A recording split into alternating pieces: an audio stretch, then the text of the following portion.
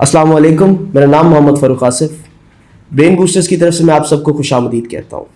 اور اب بات کریں گے اٹالین انویژن کی اور لیبین ریزسٹنس کی، یعنی کہ لیبیا کی عوام کی جانب سے رد عمل۔ اکتوبر 1911 میں اٹالینز نے لیبیا میں حملہ شروع کیا، داخل ہوئے اور قبضہ کرنے کی کوشش کرنی شروع کی، جس کے جوابی کارروائی لیبینز نے فوری طور پر شروع کی۔ جو بھی لمیٹڈ وسائل ان کے پاس تھے، تھوڑا بہت اسلحہ تھا، اس کو استعمال کرتے ہوئے انہوں نے ان کے خلاف جوابی کارروائی شروع کر دی۔ لیبیا کے اندر اٹالینز کے خلاف جد و جہد کرنے والوں میں واضح نام، ایک بڑا نام عمر المختار کا ہے۔ جب ورلڈ وار 1 کے بعد اٹالینز کو یہ لگ رہا تھا کہ لیبینز کو خاموش کرانے میں وہ کامیاب ہو چکے ہیں، تب عمر المختار نے مجاہدین کو دوبارہ متحد کیا، ایکٹیو کیا، ری آرگنائز کیا اور اس جہاد کو دوبارہ شروع کیا اٹالینز کے خلاف۔ اس عمل کو کاؤنٹر کرنے کے لیے، اس کا جواب دینے کے لیے اٹالین اتھارٹیز نے اپنے ایک نہایت شفاق آفیسر کو، بدولیو کو بھیجا لیبیا میں، جس کے بارے میں یہ مشہور ہے کہ وہ انسانیت کے درجے سے گر کر کسی بھی حد تک جا سکتا تھا اپنے مشن کو پورا کرنے کے لیے، لیبیا میں اٹلی کو قابض کرنے کے لیے۔ اس نے نہ صرف عمر المختار کے خلاف کارروائیاں کی، بلکہ معصوم شہریوں کو بھی صرف الزام کے باعث سزا دی، ٹارچر کیا، ان کے انسانی حقوق پامال کیے کہ آپ مجاہدین کی حمایت کرتے ہیں، جس میں زیادہ تر الزامات غلط تھے۔ پرامن شہریوں کو سزا دیتا رہا وہ شخص۔ میزولینی نے اس کے بعد، جو کہ ایک بدنام زمانہ اٹالین ڈکٹیٹر تھا، ایک اور ہائی رینکنگ آفیسر کو بھیجا سینکڑوں لوگوں کو قتل کرنے کے لیے، خواہ وہ بزرگ تھے یا بچے، وہ جہاد کر رہے تھے، مجاہدین کا حصہ تھے یا نہیں، اس بات سے میزولینی کو کوئی فرق نہیں پڑتا۔ میزولینی کا کہنا یہ تھا کہ روڈولفو گراسینی کو بھیجنا ہی واحد حل ہے لیبینز کو خاموش کروانے کے لیے اور لیبیا میں کنٹرول حاصل کرنے کے لیے۔ اور اسی ضمن میں اس نے اپنے کیبنٹ کے اندر یہ بات کہی کہ anything and everything must be done to control Libya. Graziani نے لیبیا جانے کی حمایت کر دی، رضامند ہو گیا، اور اس نے میزولینی کے سامنے صرف ایک شرط رکھی۔ اس نے کہا کہ نہ اٹلی کا اور نہ ہی دنیا کے کسی اور کونے کا کوئی قانون مجھ پہ لاگو ہوگا، میں جو چاہے کروں، کوئی مجھے پوچھنے والا نہیں ہوگا، کوئی مجھے روکنے والا نہیں ہوگا، کسی قانون کے تحت میں سزا کا مرتکب نہیں ہوں گا، صرف اس شرط پہ میں لیبیا جاؤں۔ لیبیا جانے سے پہلے گراسیانی سوئٹزرلینڈ گیا، جہاں اس نے ایک اچھا خاصا وقت چھٹی کی مد میں گزارا۔ ہی واز آن ویکیشنز، اور وہاں اس نے ایک نہایت گھنونا قتل کرنے کا منصوبہ، لیبیا کی عوام کو ختم کرنے کا منصوبہ تیار کیا۔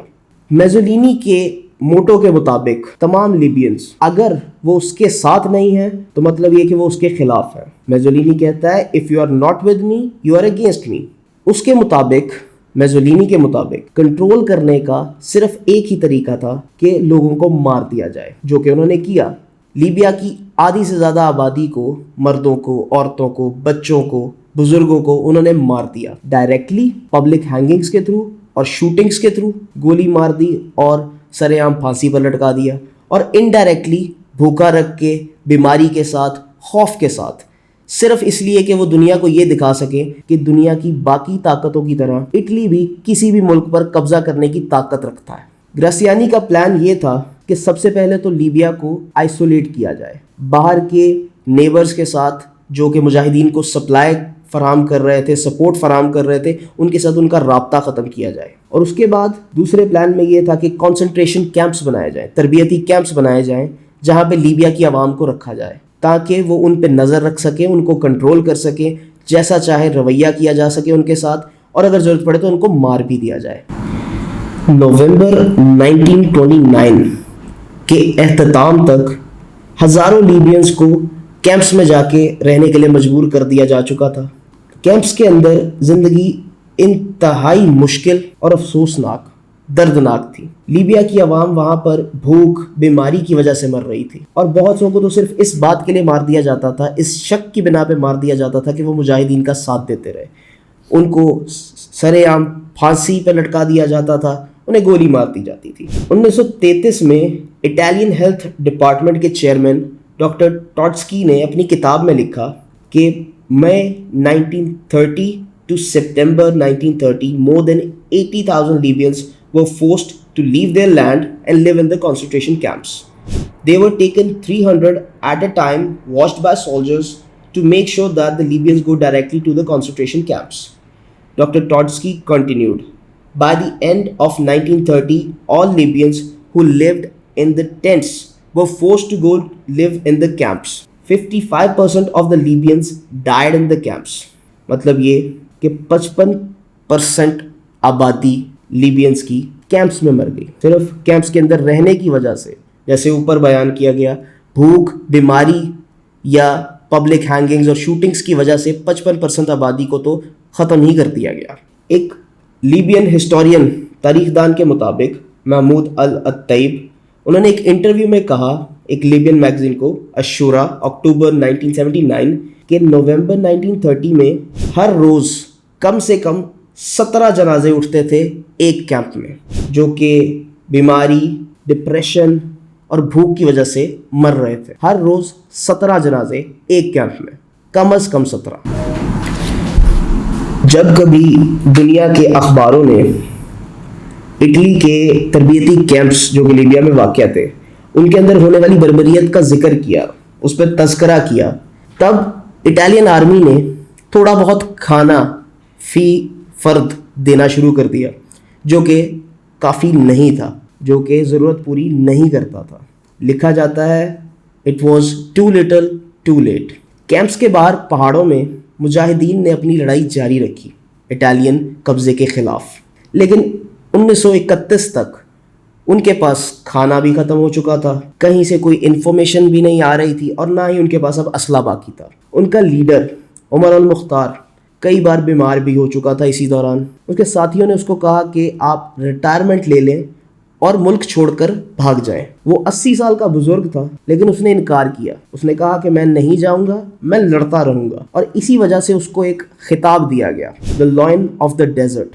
सितंबर 16, 1931 इटालियंस ने उमर अल मुख्तार को आखिरकार पकड़ ही लिया सोल के शहर में। उसको ज़बरदस्ती लटकाया गया फांसी पर, और लीबिया की आवाम को ज़बरदस्ती ये सारा मंज़र दिखाया गया, जहाँ उनके कौमी हीरो को, नेशनल हीरो को सरेआम फांसी दी जाने वाली थी। इस दौरान इटालियन फोर्सेस को बिल्कुल भी ख्याल ना आया इंटरनेशनल लॉ का, वॉर ट्रीटीज़ का, किसी कानून का, किसी इंसानियत का, लेकिन सिर्फ एक ख्याल था उनके जहन में कि लीबिया की पॉपुलेशन को उमर अल मुख्तार की मौत का मंज़र दिखाना और उसके अंदर रेजिस्टेंस, लीबिया की रेजिस्टेंस, आवाम के अंदर जो कुछ जज्बा या जोश बाकी रहा उसे ख़त्म करना, और ये बताना कि हम इस मुल्क का कंट्रोल हासिल कर चुके हैं। 20 साल की स्ट्रगल के बाद आखिरकार इटली ने लीबिया को फतह कर ही लिया। लीबिया इटली के कंट्रोल में रहा, उनके कब्ज़े में रहा 1943 तक, 1943 तक। तब तक जब उसे वर्ल्ड वॉर 2 में डिफीट नहीं हुई, तब तक उसके कब्ज़े में था। अपनी शिकस्त के बाद वर्ल्ड वॉर 2 में लीबिया को आज़ादी मिली इटालियन से, लेकिन अब वो यूएन की एलाइड आर्मी के ऑक्यूपेशन में थे, उनके ज़ेर साया थे, और वो दिसंबर 24, 1951 तक उन्हीं के कंट्रोल में रहे, और 1951 में उन्हें आज़ादी मिली। कई साल की कैद के बाद फाइनली आज़ादी मिली।